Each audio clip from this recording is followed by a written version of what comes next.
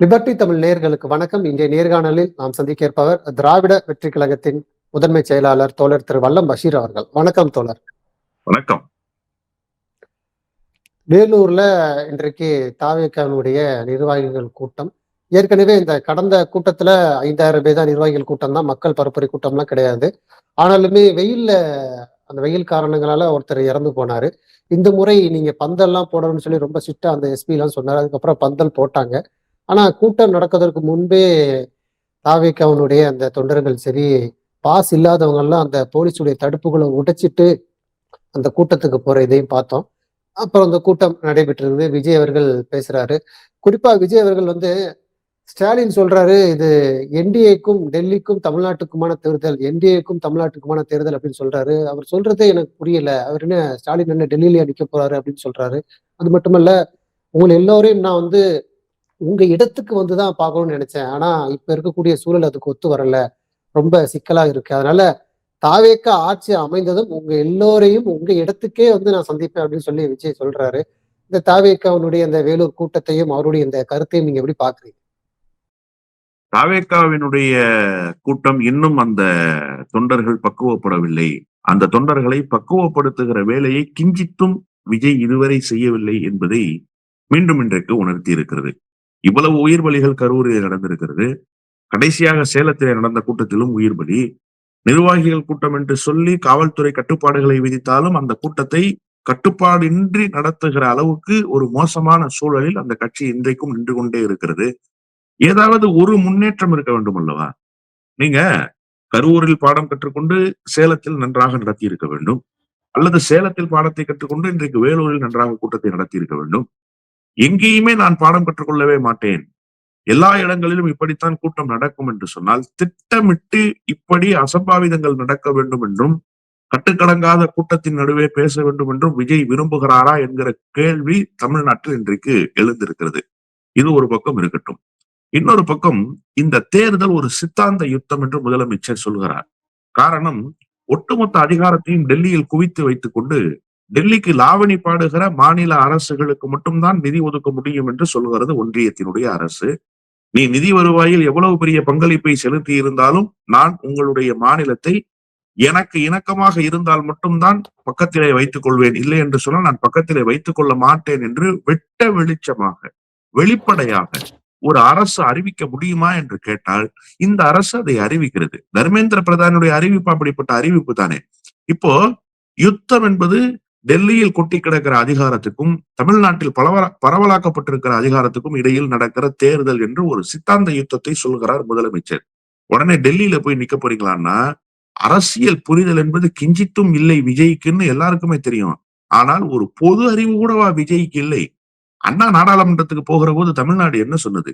டெல்லியோடு மோத, டெல்லியோடு யுத்தம் செய்ய, டெல்லியில் கொட்டி கிடக்கிற அதிகாரத்தை அடித்து நொறுக்க ஒரு வலிய படைகளனை டெல்லிக்கு அனுப்புகிறோம். அந்த படைகளனுக்கு பெயர் அண்ணா என்று தமிழ்நாடு மூறி முழங்கியதா இல்லையா? அப்ப டெல்லியில் ஏன் அதிகாரம் கொட்டி கிடக்கிறது? டெல்லியில் ஏன் அதிகாரத்தை குவித்து வைத்திருக்கிறார்கள் என்கிற கேள்வி தமிழர்களிடத்திலே எழ வேண்டும் என்பதற்குத்தான் இப்படி சொல்லி வாழ்த்தி அண்ணாவை அனுப்பி வைத்தது தமிழ்நாடு. இப்ப டெல்லி தான் இந்த தேர்தலை நடத்துதுன்றதுக்கு ஒரு சின்ன உதாரணம் என்னன்னா, நேற்றைக்கு தேசிய ஜனநாயக கூட்டணியில் அங்கம் வகிக்கிற டிடிவி தினகரன் சொல்றாரு, நான் பாஜக மூலமாகத்தான் கூட்டணிக்கு வந்தேன், பாஜக கிட்ட தான் தொகுதி பேச்சுவார்த்தையை நடத்துவேன் அப்படின்னு வெளிப்படையாக கூட்டணியில் இருக்கிற ஒரு கட்சி அறிவிக்கிறது என்று சொன்னால், இந்த தேர்தல் திமுகவுக்கு எதிராக யார் நடத்துகிற தேர்தல்? இந்த புரிதல் கூடவா விஜய்க்கு இல்லாமல் போய்விட்டது? மிக மிக மிக கீழ்த்தரமான சிந்தனை கொண்டிருக்கிற ஒரு மனிதராக விஜய் வெளிப்படுகிறார். அவருக்கு கிஞ்சித்தும் அரசியல் அறிவு இல்லை என்பது எல்லோரும் தெரிந்திருந்தாலுமே கூட, ஒரு சாதாரண பொது அறிவு கூட தெரியாமலேயே இந்த தேர்தல் களத்துக்கு விஜய் வந்து விட்டார் என்பதுதான் மோசமான ஒரு சூழல் என்று நான் புரிந்து கொள்கிறேன். இவருக்கே இந்த நிலைமை என்று சொன்னால், கட்சியினுடைய தலைவருக்கே இந்த நிலைமை என்று சொன்னால், இவரை இட்டுன்னு போற ஆளுங்களுக்கு என்ன நிலைமை, இவர் இட்டுன்னு வருவாங்கன்னு சொல்லி காத்திருக்கக்கூடிய கூட்டத்துக்கு என்ன நிலைமை என்று நான் புரிந்து கொள்கிறேன். அதை தாண்டி நான் வெற்றி பெற்றவுடன், ஆட்சி அமைந்தவுடன் உங்களை சந்திப்பேன்னா 2 செய்தியை சொல்றாரு விஜய். ஒன்று, நான் உங்களை இனிமேல் சந்திக்கவே மாட்டேன் என்பதுதான் இந்த அறிவிப்பு. ஏன்னா ஆட்சி அதிகாரத்துக்கு வரவே போறது இல்லைல்ல, நீங்க ஒரு சீட்டு கூட ஜெயிக்க போறது இல்ல. வெற்றி பெற்றால் தானே நீங்க வருவீங்க. வெற்றி பெறவே மாட்டேன்னா அப்ப நாளைக்கு மக்கள் கேட்க முடியாதுல்ல, ஏன் விஜய் இல்ல எங்களை பார்க்க விமர்சனங்களுக்கு வரல? பதில் கொடுக்குறாரு. அவரு எங்கேயுமே வரமாட்றாரு. நிர்வாகிகள் மத்தியில பேசுறாரு. மக்கள போய் சந்திக்க மாட்றாரு சொல்றீங்கல்ல. அந்த விமர்சனத்துக்கு பதில் கொடுக்குறாரு. ஆட்சி அமைந்ததும் உங்களுடைய இடத்துக்கே வந்து நான் உங்களை சந்திப்பேன்னு பதில் கொடுக்குறாரு. ஜனநாயகம் என்பது என்ன சார்? மக்களிடம் சென்று, மக்களோடு நின்று, மக்கள் மனங்களை வென்றெடுப்பது தானே ஜனநாயகம். நான் மக்களையே பார்க்க மாட்டேன். என்ன நீங்க வெளில வச்சிருங்க. அதுக்கப்புறமா நான் உங்கள வந்து பார்ப்பேன் அப்படின்னா, நீங்கள் நம்பிக்கையை எப்படி விதைப்பீர்கள் என்கிற கேள்வி ஒண்ணு இருக்குல்ல. நீங்க யார் முதல்ல? என்னவாக நீங்க வெளிப்படுறீங்க? அப்ப உங்கள் மீது ஒரு நம்பிக்கை வர வேண்டும் என்று சொன்னால், நீங்கள் அந்த மக்களினுடைய பக்கத்தில் போய் நிற்க வேண்டும் அல்லவா? எல்லா தலைவர்களும் அங்கேதான் போய் நிற்கிறார்கள். நீங்க முன்னாள் நீதிபதிகள் தேர்தல்ல போட்டியிடுறத பார்த்திருக்கீங்களா? சாமிதுரைன்னு விழுப்பூர்ல ஒரு விசிக கேண்டிடேட் நின்னாரு. அவர் முன்னாள் நீதிபதி. மை லார்ட் என்று அவரை உட்கார வைத்துக் கொண்டு அந்த நீதிமன்றத்தில் எல்லோரும் சொல்வார்கள். மை லார்ட் என்றால் என்ன பொருள்? அவரை கடவுளுக்கு நிகராக பார்க்கிறார்கள் என்றல்லவா பொருள். கடவுளாகவே இருந்தாலும் கூட, நீங்க ஜனநாயக களத்துக்கு வந்து விட்டால் கையெடுத்து கும்பிட்டு எனக்கு ஓட்டு போடுங்க. உதயசூரியன் சின்னத்துல ஓட்டு போடுங்கன்னு சொல்லி ஓட்டு கேட்கணும். அதுதான் ஜனநாயகத்தினுடைய மாண்பு. நீங்க யாராக வேண்டுமானாலும் இருக்கலாம். நீங்க உச்ச நட்சத்திரமாக இருந்தா நான் வரவே மாட்டேன் களத்துக்கு. ஆனா நீங்க என்ன வெற்றி பெற வச்சுருங்க. நான் வெற்றி பெற்றதற்கு பிறகு வருவேன் அப்படின்னா, இந்த ஜனநாயக பண்பு உலகில் எந்த நாட்டிலும், எந்த இடத்திலும் இல்லேன்னு நான் சொல்றேன். சரி இத தவிர்த்துருவோம். இத விடுங்க. அவர் வெற்றி பெற்றதற்கு பிறகே வரட்டும். அப்ப தேர்தல் பிரச்சாரத்துக்கு நீங்க வரமாட்டீங்களா? தேர்தல் பிரச்சாரம்னு ஒண்ணு இருக்கா இல்லையா சார்? உங்க ஊர்ல உங்களுக்கு யாரு கேண்டிடேட் விஜய் தரப்புலன்றத யார் வந்து சொல்லணும்? விஜய் வந்து சொல்லணும்ல. இந்த சீமான் சொல்லிட்டாரே. 234 தொகுதியில யார் யார் கேண்டிடேட்ன்னு அறிவிச்சுட்டாரே ஒரு கூட்டத்த போட்டு. அந்த மாரி கூட்டத்த நீங்க நடத்த மாட்டீங்க. நீங்க தான் கூட்டம் நடத்தினா உயிர் பலிகள் ஆயிடுமே. அப்ப ஊருக்கு ஊரு கேம்பெயின் போவீங்களா இல்லையா? அந்த கேம்பெயினும் கிடையாதா அப்போ? அப்ப விஜய் இந்த தேர்தல் களத்தில் எப்படி வெளிப்பட போகிறார் என்பதை இன்றைக்கு வேலூரிலே அறிவித்திருக்கிறார் என்றுதான் நான் புரிந்து கொள்கிறேன். தேர்தல் களத்துக்கு நான் வரமாட்டேன். பிரச்சாரங்களுக்கு நான் வரமாட்டேன். நான் வெற்றி பெறுகிற வரை உங்களை வந்து சந்திக்க மாட்டேன். நான் வெற்றி பெற்றால் தான் உங்களை வந்து சந்திப்பேன்னா, நீங்க என்ன சார் அவ்ளோ பெரிய ஆளா?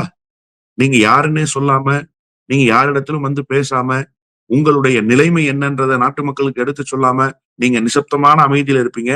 உங்களுடைய மன ஓட்டங்களை எல்லாம் புரிந்து கொண்டு, நீங்கள் ஏதோ இந்த நாட்டை காப்பாற்ற வந்திருக்கிற ரட்சகர் என்று உங்களை கருதி மக்கள் ஓட்டு போடுவாங்கன்னு நினைக்கிறீங்களா? தமிழ்நாட்டு மக்கள் அப்படிப்பட்டவர்கள் அல்ல. தமிழ்நாட்டு மக்கள் தங்களுக்கு பக்கத்தில் எந்த தலைவர் வந்து நிற்கிறாரோ, தங்களுக்கு எப்போதெல்லாம் துன்பம் நேருகிறதோ, அப்போதெல்லாம் எந்த தலைவர் குரல் கொடுக்கிறாரோ, அந்த தலைவருக்கு பக்கத்தில் தான் எப்போதும் நின்றிருக்கிறார்கள். அந்த தலைவர்களுடைய கரங்களைத்தான் பற்றிக் கொண்டு நின்றிருக்கிறார்கள். நீங்க இதுவரைக்கும் எந்த துயரத்தையும் மக்களுக்கு துடைத்ததே கிடையாது. இல்ல உங்களால் ஏற்பட்ட அதனாலதான் துயரத்தை கூட இல்ல அதனாலதான் எல்லாருமே ஒட்டுமொத்தமாக சேர்ந்து எதிர்க்கிறாங்க. விஜய் வந்து ஊழல், லஞ்சம் இது குறித்து பேசுவதால திமுக மட்டுமல்ல எல்லா கட்சிகளும் சேர்ந்து என்னை எதிர்க்கிறதுக்கு காரணமே அதுதான் அப்படிங்கிறாரு. அரசியலுக்கு வர்ற முன்னாடி உங்க சொத்து மதிப்பு எவ்வளவு, அரசியல் வந்த பிறகு உங்க சொத்து மதிப்பு எவ்வளவு வெளியிட தயாரா அப்படின்னு கேக்குறாரு. இல்ல இப்ப நான் இதையே திருப்பி கேட்கிறேன் விஜய் கிட்ட. நீங்க அரசியலுக்கு வந்துட்டீங்க இல்லையா? உங்களுடைய சொத்து மதிப்ப நீங்க வெளியிடுங்க. நீங்க சினிமா துறையில் ஈட்டிய பணம் எவ்வளவு? உங்களுடைய சொத்து மதிப்ப நீங்க வெளியிடுங்க. சார், நான் என்ன கேட்கிறேன், அரசியல் என்பது தொழில் அல்ல. அது ஒரு சேவை. அதற்கு வருவதற்கு முன்பு சொத்து பட்டியலை வெளியிட சொல்றீங்க நீங்க. நீங்க ஒரு தொழில் பண்ணியிருக்கீங்க. இல்லையா? இப்ப அண்மையில ஒரு வரி ஏய்ப்பு நடந்து, அந்த வரிய கட்டச் சொல்லி ஒரு உத்தரவு நீதிமன்றத்திலிருந்து வந்ததே. யாருடைய படத்துக்கு வந்தது? யாருடைய படத்துக்கு சார் வந்தது? உங்க படத்துக்கு தானே வந்தது. ஏன் வந்தது? வரிய கட்டணும்ல சார் நீங்க. நீங்க ஊழலுக்கு எதிரான ஆபத்து பாந்தவனாச்சே. நீங்க வந்து லஞ்ச லாவண்யத்துக்கு எதிரான புனிதராச்சே. நீங்க முதல்ல சரியா இருக்கணும் இல்லையா? ஆனா நீங்க என்னவா இருக்கீங்க? நான் வரி கட்ட மாட்டேன். ஆனா இந்த நாட்டு மக்களுக்கு ஊழல் குறித்து நான் பாடம் எடுப்பேன். இந்த நாட்டில் இருக்கிற தலைவர்களுக்கு நான் லஞ்சம் குறித்து பாடம் எடுப்பேன்னா, யார் சார் நீங்க? உங்களுக்கு என்ன சார் தகுதி இருக்கு? ஒரு சாதாரண கார் சார். நடிகர்கள் எல்லோரும் கார் வாங்குகிறார்கள். கார் வாங்குவது என்பது ஒரு இயல்பான நடவடிக்கை. கார் வாங்குனதுக்கே வரி கட்டலையே நீங்க. நீதிமன்றம் குட்டு வைத்ததற்கு பிறகு வரி கட்டுறீங்க. உங்களுக்கு லஞ்சம் குறித்து, ஊழல் குறித்து பேசுவதற்கான கிஞ்சித்தும் தகுதி இருக்கிறதான்னு நான் கேட்கிறேன். இப்ப ஒரு சேர உங்களை எதிர்க்கிறாங்க அப்படின்னு சொல்றீங்க. யாரு உங்கள எதிர்க்கிறா? யார் சார் உங்கள எதிர்க்கிறா? எங்காவது இல்ல ஒரு அதிமுக, இடத்தில் இல்ல, திமுக, இல்ல ஒரு பாஜக, நிமிஷம் அங்க வரணும். நாம் ஒரு தமிழர் நிமிஷம். எல்லா கட்சியிலுமே எதிர்க்கிறாங்கல்ல. சார் நாம் தமிழர் எதிர்க்கிறாங்க. சொல்லுங்க. அதிமுக எங்க எதிர்க்கிறாங்க? அதிமுக உங்களை ஒரு பொருட்டாகவே கருதவில்லை. நேற்றைக்கு கூட ராஜேந்திர பாலாஜி ஒரு கூட்டத்துல ரொம்ப தெளிவா பேசுறாரு. களம் இங்க திமுக, அதிமுக தாங்க. அதிமுக ஒண்ணும் அத தாழ்த்தி கொண்டு போயிரல அந்த நிலைமையில இருந்து களத்துல. அதிமுக எவ்வளவு பெரிய சக்தின்றதை நாங்க இந்த தேர்தல்ல நிரூபிப்போம். என்னமோ திமுகவுக்கும் எங்களுக்கும் தான் போட்டின்னு ஏதோ ஒரு கட்சி சொல்லிட்டு இருக்கு. ஒரு நாள் தேர்தலுக்கு தாங்குமான்னு கேக்குறாரு. அவர் கேட்ட கேள்வி மிக நியாயமான கேள்வி. ஒரு நாள் தேர்தலுக்கு நீங்கள் தாங்குவீர்களா என்று கேட்டார்ல. அது எதன் பொருட்டு கேட்கப்பட்ட கேள்வின்னா, தேர்தலை சந்திப்பதற்கு கூட துணிச்சல் இல்லாத, தேர்தலை சந்திப்பதற்கு கூட கட்டமைப்பு இல்லாத ஒரு கட்சி, அதிமுக மாதிரி ஒரு பெரிய கட்சிய பார்த்து, மிகப்பெரிய அடையாளத்தை பெற்றிருக்கிற கட்சிய பார்த்து, நீங்க இந்த தேர்தல் களத்திலேயே இல்லன்னு சொல்லுது. அப்ப அதற்கு எதிர்வினையாற்றுறாங்க. உங்கள வேற எங்கேயாவது விமர்சிச்சாங்களா? எடப்பாடி பழனிசாமி தான் நீங்க கொடி காட்டுன உங்க ஆள வச்சு கூட்டணி உறுதியாயிருச்சுன்னு பேசினவராச்சே. உங்கள ஏன் அவர் எதிர்க்க போறாரு? அவர் உங்களுக்கு பக்கத்தில் இருக்க வேண்டும் என்று கருதியவர். ஆனா உங்களுடைய தவறான முடிவுகள், நீங்க அந்த கட்சியை ஒரு பொருட்டாக மதிக்காததனுடைய விளைவு, இன்றைக்கு அந்த கட்சியில் ஒரு சிலர் உங்கள எதிர்க்கிறாங்க. சரி, நீங்க மூச்சுக்கு 300 முறை தீய சக்தி, தீய சக்தின்னு சொல்லிக்கிட்டே இருக்கிறீங்களே, அந்த தமிழ்நாட்டினுடைய தீய சக்தியாக நீங்கள் சொல்கிற திமுக எங்காவது ஒரு இடத்துல, யாராவது ஒருவர் அந்த கட்சியினுடைய முன்னணி தலகர்த்தர்கள் உங்கள பத்தி பேசியிருக்காங்களா? அவங்களுக்கு தெரியும் நீங்க களத்துல எந்த விதமான இம்பாக்டையும் கிரியேட் பண்ண மாட்டீங்க. உங்களால எந்த பாதிப்பும் அந்த கட்சிக்கு இல்ல. அப்படிங்கிறது நன்றாக தெரியும். அப்போ பாஜகவும், பாஜகவினுடைய ப்ராக்ஸியாகவும் இருக்கிற நாம் தமிழர் கட்சி உங்கள எதிர்க்கிறாங்கன்னா, நாம் தமிழர் கட்சி தான் உங்கள பார்த்து பதட்டப்படுது. ஏன்னா, அந்த கட்சிக்கு கிடைத்துக் கொண்டிருந்த அந்த புதிய வாக்காளர்களுடைய வாக்குகள் இப்ப உங்க பக்கம் போயிரும். டிரான்ஸ்ஃபர்மேஷன் நடக்க போகுதுன்னு அவங்க கருதுறாங்க. பல சின்ன தம்பிகள் உங்கள்ட்ட வந்து சேர்ந்துட்டாங்க. அங்க போய் தம்பிகளாக இருந்தவர்கள் இப்போது உங்களிடத்திலே வந்து தம்பிகளாக மாறுகிறார்கள். அது அவர்களினுடைய இருப்புக்கு ஆபத்து வந்திருக்குன்னு சொல்லி அந்த கட்சி உங்களை பார்த்து கவலைப்படுகிறது, உங்களை பார்த்து அச்சப்படுகிறது. இல்ல எப்படி வேணுமோ வச்சுக்கலாம் உங்களை எதிர்வினை ஆற்றுகிறதுன்னு கூட நீங்க வச்சுக்கங்க. உங்களுக்கு போட்டி எங்கன்னு புரியுதா? நாம் தமிழர் கட்சிக்கும், தமிழக வெற்றி கழகத்துக்குமான தேர்தலாக இந்த தேர்தல் நடக்குது. 3வது இடத்துக்கு யார் வரப்போறான்ற தேர்தல். 2வது இடத்துக்கு யார் வரப்போறாங்கிறதுக்கான தேர்தல்ல நீங்க இல்ல. அப்புறம் எப்படி நீங்க முதல் இடத்துக்கு யார் வரப்போறான்ற தேர்தல்ல இருக்க போறீங்க? முதல் 2ண்ட் ரேங்க்குக்கு வரணும் சார். அதுக்கப்புறம் தான் 1 ரேங்க்குக்கு நீங்க வர முடியும். நான் தான் ரொம்ப ஒரு விஷயத்த கன்சர்னா பார்க்கிறேன் தமிழ்நாட்டு தேர்தல் களத்துல. விஜய் எந்த விதமான இம்பாக்டையும் கிரியேட் பண்ணுவாரு அப்படின்னு யாராவது எங்காவது ஒரு இடத்துல பேசியிருக்காங்களா? சும்மா 2, 3 பேர் பேசுறாங்க. அவருக்கு 15% வாக்கு வரும், 12% வாக்கு வரும். என்ன ரெக்கார்ட் இருக்கு? உங்கள பார்த்து ஏன் பயப்படணும்? நீங்க யாரு முதல்ல? நீங்க யாருன்னே தெரியாது சார்.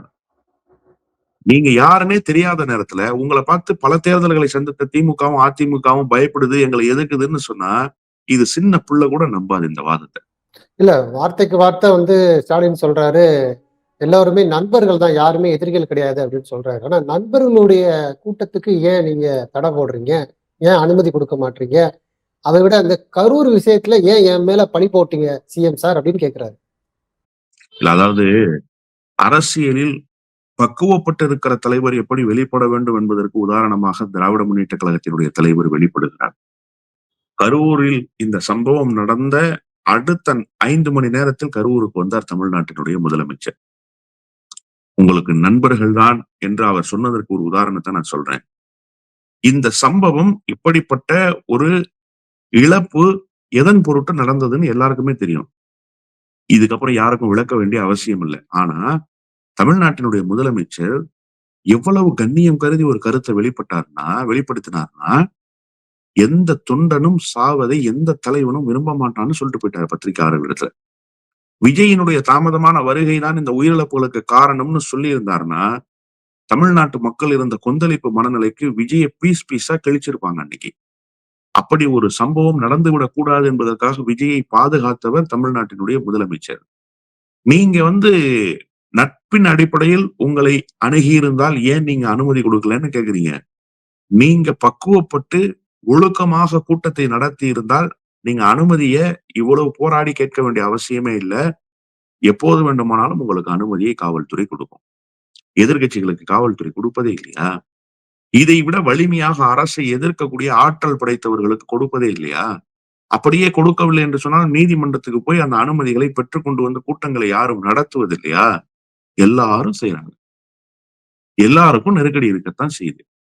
அதையெல்லாம் தாண்டி வருவதுதான் ஜனநாயகத்தில் ஒரு யுக்தி. நீங்க என்ன பண்றீங்கன்னா, ஒவ்வொரு முறையும் தவறிழைத்துவிட்டு, ஒவ்வொரு முறையும் அசம்பாவிதங்கள் நிகழ்வதற்கு காரணகர்த்தாவாக இருந்துவிட்டு, ஏன் எனக்கு அனுமதி தரலன்னு கேக்குறீங்க. உங்கள் மூலமாக ஏற்பட்ட இழப்புகள் குறித்த பொறுப்பு உங்களிடத்துல எப்போதாவது இருந்திருக்கிறதா? ஒரு இடத்திலாவது உங்களுக்கு அந்த அச்ச உணர்வு இருக்கா? நம்மளால இப்படி ஒரு மரணங்கள் நடக்குதே அப்படிங்கிற வலியும், வேதனையும் உங்களிடத்துல என்றைக்காவது இருக்கா? அப்புறம் எப்படி நீங்க திமுகவ பார்த்து நண்பர்கள் தான்னு சொன்னா, ஏன் நண்பர்களுக்கு குடுக்க மாட்டேன்றீங்கன்னு கேக்குறீங்க? என்ன மாதிரியான வாதம் இந்த வாதம்? முதலில் நீங்கள் உங்களை சரி செய்து கொண்டு விமர்சனத்தை கூர்ந்துட்டுங்க. நீங்க உங்களையே சரி செய்யாம, ஒரு தறிகெட்டு ஓடுகிற லாரியை போல உங்களுடைய கட்சி ஓடிக்கிட்டு இருக்கு. பிரேக் பிடிக்காத லாரி எப்படி போகுமோ அப்படி போய்க்கிட்டு இருக்கு. அது எவ்வளவு டேமேஜஸ உண்டாக்குமோ அந்த டேமேஜஸ் இந்த கட்சி உருவாக்கிக்கிட்டு இருக்கு. அந்த கட்சி இங்க வகுப்பெடுக்குதுன்னு சொன்னா, அந்த கட்சியினுடைய நிலைமையை பார்த்து பரிதாபப்படுவதை தவிர வேற என்ன இருக்கிறது? அந்த நிலையில் தான் விஜய் இன்றைக்கு நின்று கொண்டிருக்கிறார்.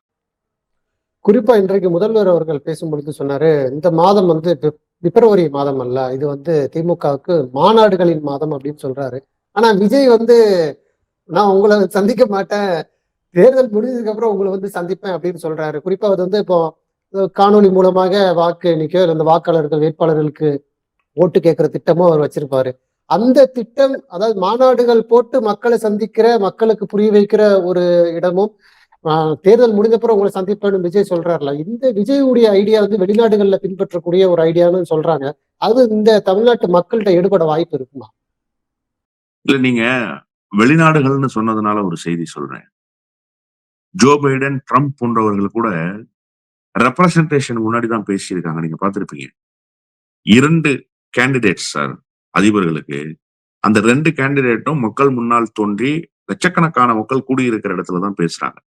அப்போ ஒரு ஜனநாயக பண்பு என்னன்னு கேட்டா, நீங்க தேர்தல் களத்துக்கு வந்து விட்டால், மக்களோடு நின்று உங்களுடைய நிலைப்பாட்டை பேச வேண்டும். அந்த மக்களிடத்திலே பேச வேண்டும். மக்களிடம் செல், மக்களோடு நில் என்பதுதான் மாண்புன்னு நான் ஏற்கனவே சொன்னேன். நீங்க இப்ப வந்து எல்லாத்தையும் வீடியோ கான்பரன்சிங் மூலமா பண்றீங்க. திமுக தலைவர் சொன்னாருன்னு சொன்னீங்க. சார் திமுக ஒரு பேர் இயக்கம் சார் அது. அதற்கென்று ஒரு நெடிய பாரம்பரியமும், வரலாறும் இருக்கிறது. எப்போதெல்லாம் மக்களுக்கு தேவை இருக்கிறதோ, அப்போதெல்லாம் மக்களினுடைய தேவை கருதி மக்களோடு நின்றிருக்கிற அமைப்பு யாருன்னு கேட்டா திமுக தான். ஓட்டுக்காக அல்ல, சீட்டுக்காக அல்ல, தேர்தல் கணக்குக்காக அல்ல. ஜனநாயகத்தினுடைய உயரிய பண்புகளை பாதுகாக்க வேண்டும் என்பதற்காக தொடர்ந்து களத்தில் நின்றிருக்கிற கட்சி திமுக. திமுக மாநாடு நடத்தினா எங்காவது ஒரு இடத்தில் திமுக மாநாட்டில் ஏதாவது ஒரு சின்ன அசம்பாவிதம் நடந்து நீங்க பார்க்கிறீங்களா? எங்காவது ஒரு பொது ஒழுங்கு கேடு அவர்கள் விளைவித்து நீங்க பார்க்கிறீங்களா? பொது சொத்துக்கு அவர்கள் ஆபத்து ஏற்படுத்தி நீங்க பார்க்கிறீங்களா? பொதுமக்களுக்கு இடையூறு ஏற்படுத்தி நீங்க பார்க்கிறீங்களா? இல்லல்ல. அந்த கட்சி அவ்வளவு பக்குவப்பட்டிருக்கு. உலகத்தில் இயங்குகிற அரசியல் கட்சிகளுக்கு முன்மாதிரி கட்சியாக அந்த கட்சி இயங்குது. அந்த கட்சியினுடைய தலைமை அதே கண்ணியத்தோடு அந்த கட்சியை வழிநடத்துது. இந்த கட்சியினுடைய தாரக மந்திரம் என்ன தெரியுமா? கடமை, கண்ணியம், கட்டுப்பாடு தான். அப்படி ஒரு அடிப்படையை தாரக மந்திரமாக கொண்டு இயங்குகிற கட்சி எந்த உலகத்திலயும் கிடையாது சார். தமிழ்நாட்டுல மட்டும் தான் சார் திமுக இருக்கு. ஆனா இங்க என்ன நிலைமை? நீங்க சொன்னீங்க எனக்கு ரொம்ப சிரிப்பா இருந்துச்சு. இன்னொரு பக்கம் எனக்கு ரொம்ப இப்ப ஆச்சரியமான ஒரு கேள்வி இருக்கு. வீடியோ கான்பரன்சிங் மூலமாவே எல்லாத்தையும் பண்றாருன்னு. ஓட்டு வீடியோ கான்பரன்சிங்ல போடுவாரா? இல்ல பூத்துக்கு வந்து போடுவாரா? தளபதி சொல்ட்டாருன்னு எல்லாரும் போய் ஆன்லைன்ல ஓட்டு போடுறதுக்கு தேடிற போறான். இந்த முன்னணி ஊடகங்கள் இருக்குல்ல, அவங்க ஒரு கருத்து கணிப்ப நடத்துவாங்க. பொது கேள்வி தினந்தோறும் கேட்கிறாங்க. மாலை நேரங்கள்ல அவர்களினுடைய விவாத களங்களுக்கு ஒரு பொருள் கொடுக்கப்பட்டு, அந்த பொருள் குறித்த கேள்வி கேட்கிறாங்கல்ல, அந்த மாரி தமிழ்நாட்டு தேர்தலில் வெல்வது யாருன்னு கணக்கெடுப்பு நடத்துறாங்க சில முக்கியமான ஊடகங்கள். அதுல அவங்கவங்க விருப்ப பட்டியல போட்டுக்கிட்டே வர்றாங்க. அதுல கிளிக் பண்ற ஆப்ஷன்ஸும் சில இடங்கள்ல இருக்கு. நம்ம தான் விஜய்க்கு கிளிக் பண்ணிட்டோமே, விஜய் தான் முதலமைச்சர் வருவாருன்னு நினைச்சு தம்பிகள் போயிட போறான். விஜய்க்கு ஒரு பெரிய ஆபத்து சூழ்ந்திருக்கு. நீங்க எல்லாத்தையும் வீடியோ கான்பரன்சிங்லயே ரூம்ல உட்கார்ந்து ஏசி அறையில் செய்துட்டீங்கன்னா, ஓட்டு போடுறதும் ஏசி அறையில செய்யணும்னு உங்க ஆட்கள் நினைச்சுருவாங்க. அதனால களத்துக்கு வாங்க.